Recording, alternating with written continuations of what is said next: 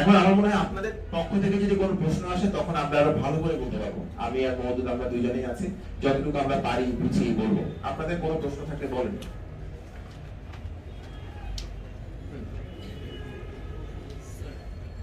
Sir ডাকতে হবে না, ভাইয়া ডাকতে।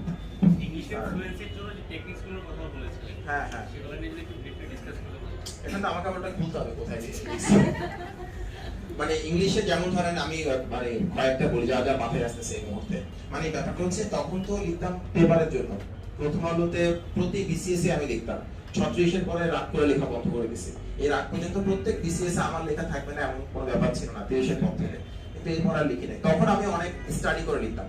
মানে তখন ওই লেখাগুলো বলে লাভ হবে কেন, ওই 20টা পয়েন্ট আমি এখন হয়তো আপনাকে বলতে পারবো না। আমি কয়েকটা বলবো, কিন্তু লেখাটা একটু পড়ে নিন, আমি তারপর আমার মতো করে বলতেছি। আপনি যখন কোনো বন্ধুর সাথে কথা বলবেন, আপনি এমন একটা প্রিয় বন্ধু সিলেক্ট করেন যে বন্ধুর সঙ্গে ইংলিশে কথা বললে সেই বন্ধুটা আপনাকে ইংলিশের ভুলগুলো ধরিয়ে দেবে, কিন্তু এটা নিয়ে ঠাট্টা করবে না। যে আপনাকে আপনার দুর্বলতা নিয়ে ঠাট্টা করে তার সাথে কথা বলবেন না। আপনার দুর্বলতা নিয়ে ঠাট্টা করে না, বরঞ্চ শোধরানোর চেষ্টা করে, এমন কারোর সাথে কথা বললে ভালো হবে। ক্লিয়ার কথাটা? এরপর মাঝে মধ্যে ইংলিশের যে কোনো একটা টপিক নিয়ে আপনি আপনার মতো করে ইংরেজিতে কথা বলবেন। কথাগুলো আপনি আয়নার সামনে দাঁড়িয়ে বলতে পারেন, অথবা কথা বলার সময় মোবাইল ফোনে রেকর্ড করতে পারেন, রেকর্ড করে পরবর্তীতে শুনতে পারেন কি কি ভুল হচ্ছে কি কি ভুল হচ্ছে না। রাত 10টার ইংরেজি সংবাদটা শুনতে পারেন, বিটিভি খুব চমৎকার ইংরেজিতে কথা বলে। রাত 10টার ইংরেজি সংবাদটা শুনতে পারেন, খুব কাজে দিবে।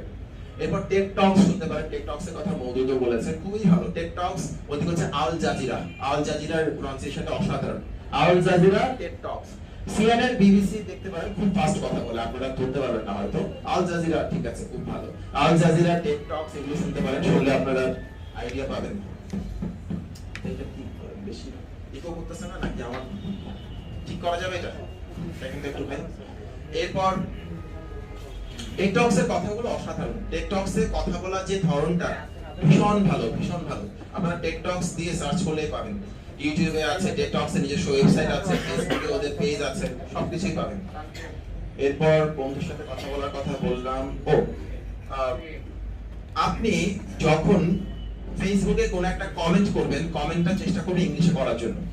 ইংলিশে করলে সুবিধা হবে কি, আপনার লেখার স্কিলটাও ডেভেলপ করবেন, লেখার স্কিলটাও ডেভেলপ করুন। থ্যাংক ইউ মতো টেড টক্স। লেখার স্কিলটাও ডেভেলপ করবে, সাথে আপনার ইংলিশে কোন একটা ধারণাকে বাক্যে রূপান্তর করার যে ক্যাপাবিলিটি সেটাও বাড়বে, এটাও করতে পারেন। এরপর ইংলিশের ফ্লুয়েন্সি ডেভেলপ করার জন্য যে কোনো একটা বিষয় নিয়ে বলতে বললাম, কারোর সাথে কথা বলতে বললাম। ও ইংলিশ পেপার পড়বেন, ডেইলি স্টার হতে পারে, ইন্ডিপেন্ডেন্ট হতে পারে, যেটা ভালো লাগে, ফাইন্যান্সিয়াল এক্সপ্রেস হতে পারে, যে কোনো কিছু পড়বেন। আর যারা ইংলিশের স্টাইল ডেভেলপ করতে চান তাদেরকে আমি বলবো ইংরেজি পেপার পড়ার পরে কোন একটা টপিক নিয়ে আপনি আবার রিরাইট করবেন, অর্থাৎ নিজের মতো করে লিখবেন। একটা টপিক নিয়ে পড়ার পর সেটা নিয়ে আবার নিজের মতো করে লিখবেন। এটা খুব হেল্প করে, খুব। যাদের বিশেষ করে দুর্বলতা আছে, ইংলিশে লিখতে পারে না, তাদের জন্য খুব হেল্প করবে এই জিনিসটা। আর যারা দাঁড়িয়ে আছে তারা এখানে বসতে পারেন, এখানে অনেকগুলো জায়গা আছে, বাইরে দাঁড়িয়ে থাকার দরকার নাই। এরপর আর কি বলবো? আচ্ছা, আরো মনে করলে বলবো। আর কোনো কোশ্চেন থাকলে বলেন। আর কি কি কোশ্চেন আছে ভাইবা নিয়ে বা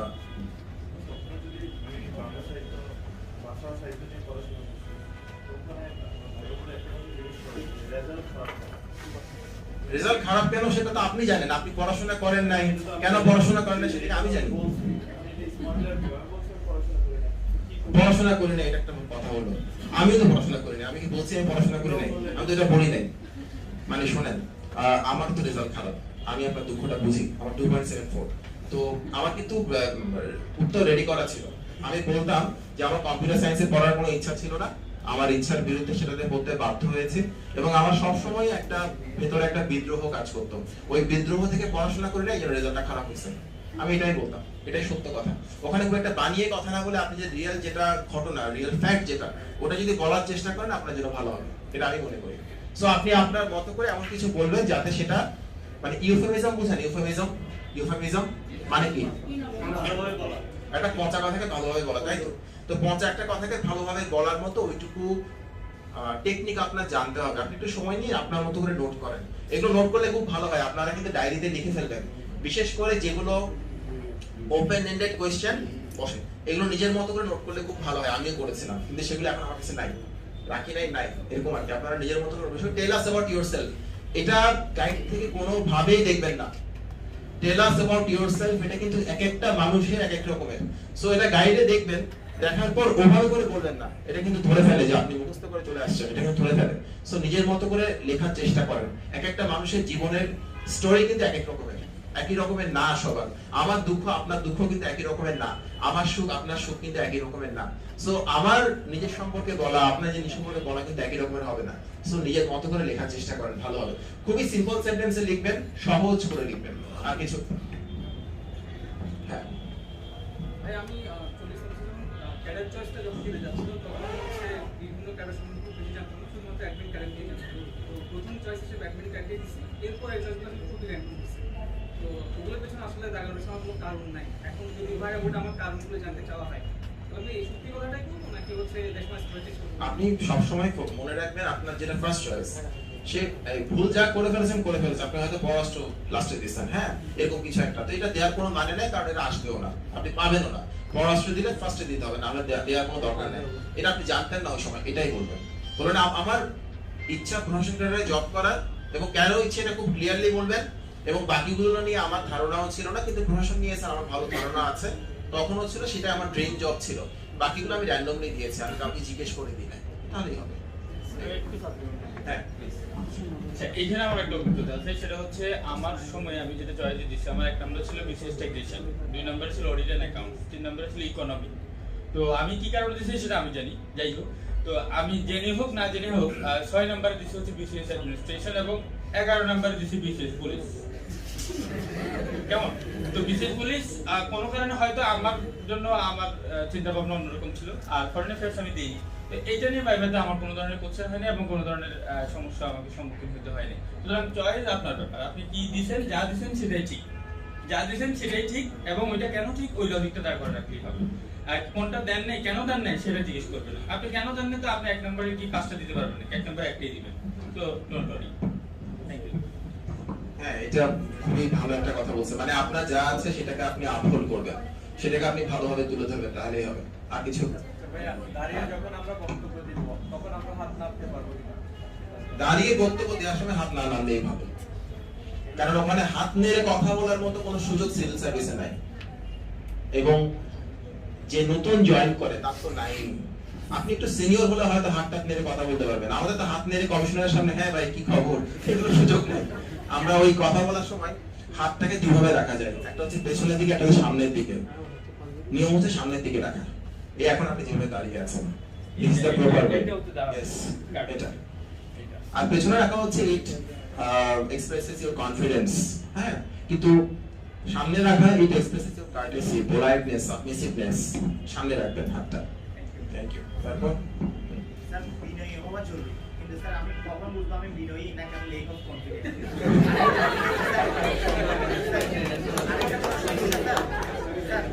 ব্যাপারটা হচ্ছে এরকম, একটা মেয়েরে পটাইতে হবে, পটাইতে হলে প্রথম দায়িত্ব হচ্ছে মেয়েটার সম্পর্কে ভালো ভালো কথা বলতে হবে, দেখতে সুন্দর না হলে সুন্দর বলতে হবে।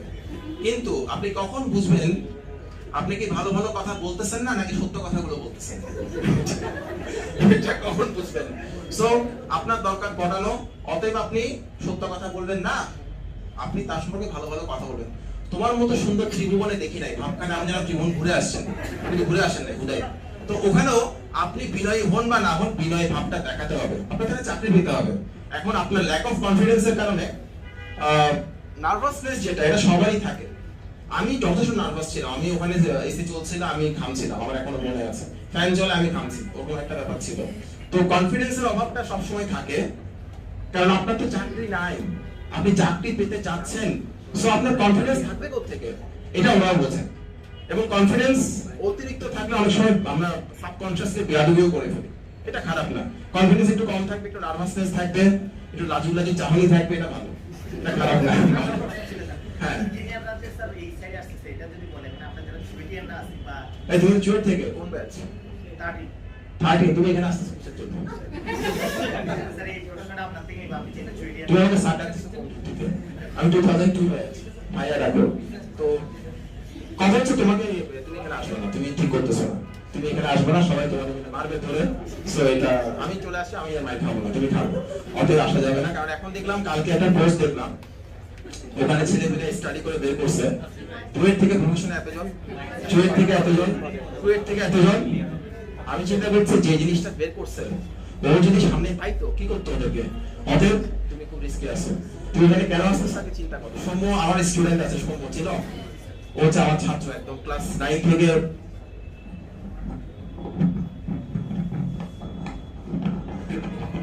না না এভাবে কথা বলি, এভাবে বললে হবে না ভাই।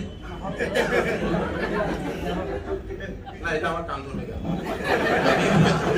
আচ্ছা, তো যেটা বলতেছি,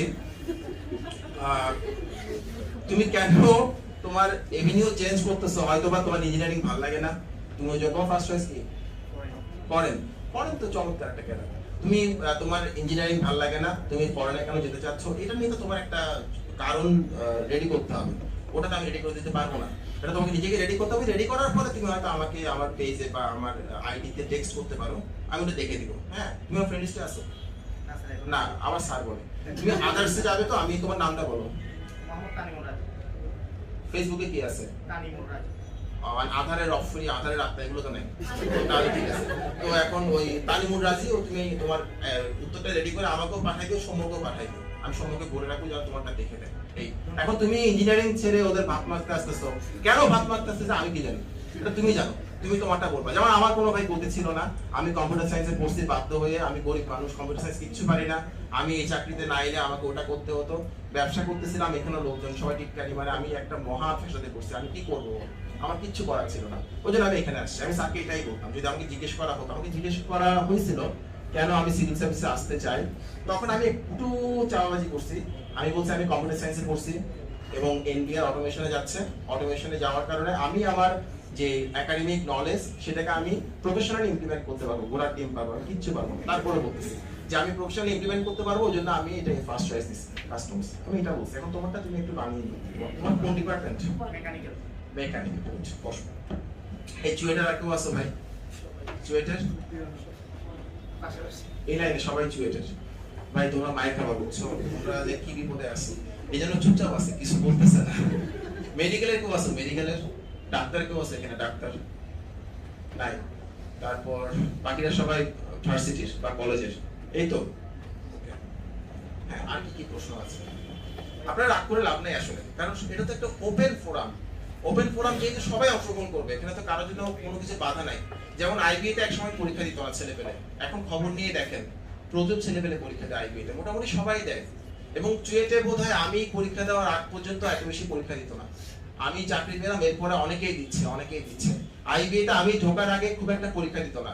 আমার এখনো মনে আছে, আমি তো হোস্টেলে থাকতাম আইবিএতে, ঢাকায় ইয়েতে ফার্ম গেটে, গ্রিন রোডে। হ্যাঁ, ওখানে হোস্টেলে থাকতাম। ওখানে সন্ধ্যাবেলা জলসা বসতো, মানে আমার আসর বসতো। আমারও সবাই বলতো ভাইয়া একটু বলেন কিভাবে করবো না করবো। আইবিএতে এই কালচারটা ছিলই না, এখন কিন্তু সবাই পরীক্ষা দেয়। সো তাদের সাথে কিন্তু ফাইট করতে হবে। একটু বিনয়ের সঙ্গে বলি, যারা এরকম ইঞ্জিনিয়ারিং এ পড়ে, মেডিকেলে পড়ে, আইবিএ তে পড়ে, ওদের বেসিক কিন্তু অনেকাংশে ভালো হয়, অনেক সময় ভালো হয়। সো তাদের সাথে ফাইট করতে হলে আপনাদের একটু বেশি করে পড়াশোনা করতে হবে। আমার এটা বলার উদ্দেশ্য একটাই, আপনারা একটু সিরিয়াসলি পড়াশোনা করেন। ঘোরাঘুরি, ঘুমানো, আড্ডা ফাড্ডা এগুলো পরে করতে পারবেন, সারা জীবন করতে পারবেন। একটু সিরিয়াসলি পড়াশোনা না করে চাকরি করাটা কিন্তু ডিফিকাল্ট হয়ে গেছে। এই আর কি। বলো। ক্লাস মানে ডেমো ক্লাস ও ডেমো ক্লাস, যদি বুঝতে পারছি, সেক্ষেত্রে আপনি ওদেরকে সম্বোধন করার দরকার নেই, ডিয়ার স্টুডেন্টস এরকম বলতে যাচ্ছেন এরকম কিছু বললে কোনো অসুবিধা নেই, বললে কোনো সমস্যা নেই, ওটা কোনো অসুবিধা হবে না। এখন আপনি স্টুডেন্টে এই পড়া বলে চল মারো, এটা তো বলা যাবে না। আপনি স্টুডেন্ট ভেবেই বলবেন, মানে নরমালি খুব ফর্মালি কথা বলবেন। একটা বোর্ড ফেস করার সবচাইতে সহজ এবং সবচাইতে সেফেস্ট ওয়ে হচ্ছে ফর্মালি কথা বলা। নরমালি বোর্ড ফেস করা, চাকরি করার ক্ষেত্রে সিনিয়রের সঙ্গে ডিল করার সবচাইতে ইজি ওয়ে হচ্ছে ফর্মালি কথা বলা। ফর্মালি কথা বললে অনেক কিছু কিন্তু সলভ হয়ে যায়। ফর্মালি কথা বলতে। আর কিছু একাধিক প্রশ্ন না পারলে না, এটা একটু বলি, দুইটা ব্যাপার বলি। একটা হচ্ছে ধরেন আপনাকে একটা প্রশ্ন করা হলো, আপনি সেটা পারেন না। যদি আপনি কোনো প্রশ্ন একেবারেই না পারেন, সেটা নিয়ে আমি মনে করি সময় নষ্ট করার কোনো সুযোগ নাই। আপনি খুব পোলাইটলি বললেন যে স্যার এটা আমি পারি না। আর যদি একটু একটু পারেন একটু একটু বলার চেষ্টা করেন, অথবা আরো বেটার অ্যাপ্রোচ হচ্ছে যদি আপনি আপনার অ্যাপিয়ারেন্সটাকে এমন করতে পারেন যে ভাবখানা এমন যে আপনি এটা পারেন কিন্তু এই মুহূর্তে মনে আসছে না, সেটাও করতে পারেন। এটা খুব স্মার্ট হতে হবে। খুব স্মার্ট না হলে এটা একটু রিস্কি, এই অ্যাপ্রোচটা একটু রিস্কি। স্মার্ট হলে এটা পারা যায় যে স্যার আমি পারি কিন্তু এই মুহূর্তে মনে আসছে না, এটাও বলতে পারেন, অসুবিধা নেই। আরেকটা বসে বলি, মনে করেন ওখানে বসে থাকে 3 জন বা 4 জন, আমার সময় 3 জন বসে, এখন কয়জন বসে ভাই? 3 জন। আচ্ছা, ধরেন আপনি একটা প্রশ্নের উত্তর দিচ্ছেন, প্রশ্নের উত্তর বলা শেষ হয়নি, পাশের জন একই সময় আরেকটা প্রশ্ন করলেন, তখন আপনার কাজ কি? তখন আপনার কাজ হচ্ছে প্রথমে যিনি আপনাকে প্রশ্নটা করেছেন তার কাছ থেকে পারমিশন নিতে হবে। ক্লিয়ার কথাটা? খুব পোলাইটলি পারমিশন নিতে হবে, পার্ডন স্যার এটা বলে পারমিশন নিতে হবে যে আমি কি এটাই কন্টিনিউ করবো নাকি পাশের জন একটা কন্টিনিউ করবো। এটাই হচ্ছে টেকনিক। আর যদি পরপর দুটো না পারেন তখন আপনি বলবেন আপনি পারেন না, এটা বলবেন। আর কি বলবেন? খুব পোলাইটলি বলতে হবে যে আপনি পারেন না, sorry sir I cannot answer this question, এই ধরনের কিছু একটা বলতে হবে। কিন্তু সব বলে সরি স্যার যেন না হয়, একটু পড়াশোনা করতে হবে। এই তো আর আরেকটা কথা বলা দরকার, ভাইভাতে আপনি যতই পড়াশোনা করেন না কেন সেগুলো আপনার কমন পড়বে এমন কোনো কথা নেই। আমি অনেক পড়াশোনা করছি, অনেক অনেক, কিচ্ছু কমন পড়ে নাই। কমন করছি কত? 15-20% কমন করছে, বাকি সবগুলো হচ্ছে আনকমন কোশ্চেন, কিন্তু আপনি কিন্তু উত্তর করতে পারছেন। এবং আমার সময় আমি আরেকটা কথা বলি, যারা ভাইভা নেয় আমি বিশ্বাস করি তারা যথেষ্ট রকমের বিচক্ষণ, প্রুডেন্ট, ভেরি প্রুডেন্ট। ওরা ধরে ফেলে আপনি কি পারেন কি পারেন না, আপনি কি বলতে চান কি বলতে চান না। আমরা তো ছোট চাকরি করি, আমি আমার কথা বলি, আমি বা বন্ধুরা আছেন, আমাদের কিন্তু অভিজ্ঞতা বেশি দিনের না, তা সত্ত্বেও আমরা কয়েক হাজার মানুষ ফেস করে ফেলেছি। কয়েক হাজার হবে না ভাই? বেশি, লক্ষ হতে পারে। এখন যারা আপনার ভাইবা নিচ্ছেন তারা কিন্তু অনেক সিনিয়র, রিটায়ার্ড সচিব, রিটায়ার্ড সেক্রেটারি, তারাও কিন্তু এরকম লক্ষ লক্ষ মানুষ ফেস করেছেন। সো তারা বডি ল্যাঙ্গুয়েজ, অ্যাটিটিউড, আপনার কথা বলার ধরন, এক কথায় আপনাকে খুব সহজে রিড করতে পারবে। আপনাকে খুব সহজে রিড করতে পারবে, কারণ মানুষ চড়াই খায়, মানুষ চড়ানো বোঝেন তো, ওরা অনেক মানুষ চড়াই আসছে। সো আপনি কি বলেন কি বলেন না এটা ওরা খুব সহজে বুঝতে পারে। আমি মনে করি ওরা খুবই খুবই খুবই বুদ্ধিমান, খুবই বিচক্ষণ। আমার অভিজ্ঞতা বলি, আমি পড়াশোনা করছি ইঞ্জিনিয়ারিং এ, জুয়েট থেকে পড়াশোনা করছি। তখন আমি আইবিএ তে পড়তাম, কিন্তু আমি অ্যাপ্লাই করার সময় আইবিএ তে যেহেতু পড়তাম না, এটা কোথাও উল্লেখ নাই। আমাকে ওখানে একজন ভদ্রলোক ছিলেন যিনি হচ্ছেন অবসরপ্রাপ্ত সচিব, তিনি আমাকে প্রশ্ন করেছিলেন সাহিত্য থেকে। তারা কোনোভাবে বুঝে গেছেন এই ছেলে সাহিত্য ভালোবাসে। আমি আসলে সাহিত্য ভালোবাসতাম। মজার বিষয়, কম্পিউটার সায়েন্স থেকে প্রশ্ন করলে আমি কিচ্ছু পারতাম না, কিন্তু সাহিত্য নিয়ে প্রশ্ন করার কারণে আমি পেরেছিলাম। আমাকে কম্পিউটার সায়েন্স নিয়ে কিছু জিজ্ঞেস করেনি। হয়তো এমন হইতে পারে স্যাররাই জানতো না, যারা বসেছিল ওরা জানতো না, তাও হতে পারে। কিন্তু উনি সাহিত্য খুব ভালোবাসেন, তাও কি সংস্কৃত সাহিত্য। অনেকগুলো জিজ্ঞেস করেছে, ইংরেজি সাহিত্য নিয়ে জিজ্ঞেস করেছে, আমাকে জিজ্ঞেস করেছে দ্য ড্যাফোডিলস, টু ড্যাফোডিলস, এই দুটোর মূল পার্থক্যটা কোথায়, ভাবগত পার্থক্যটা কোথায়। আমি কিন্তু উত্তর করতে পেরেছি। তো এগুলো কিন্তু আমার পারার কথা না, আমার একাডেমিক ব্যাকগ্রাউন্ড ওটাকে সাপোর্ট করে না, কিন্তু somehow they could understand that I have a knack for literature, এটা ওরা বুঝে গেছে এবং ওরা আমাকে এটাই জিজ্ঞেস করছে। সো আপনি কি পছন্দ করেন করেন না ওরা কিন্তু কোনোভাবে বুঝে ফেলবে, এটা মাথায় রাখবেন।